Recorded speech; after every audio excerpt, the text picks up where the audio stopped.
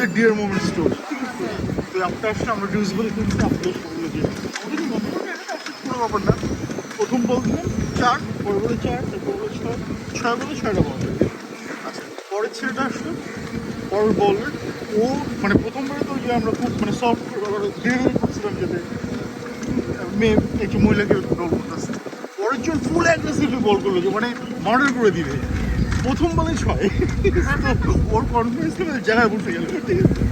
বাকি 5টা বল করলো উনি মোটের উপর পিঠে পিঠে খেললো পুরো।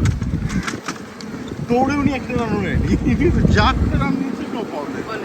হ্যাঁ, আচ্ছা, আমাদের প্রতিটা বলার আসলে মানে প্রত্যেকে যে আমি আজকে এটা আমাদের মানে লেট মাস্টার্স, প্রত্যেকে বল করেন ততক্ষণ ইগো করছেন, ঠিক আছে?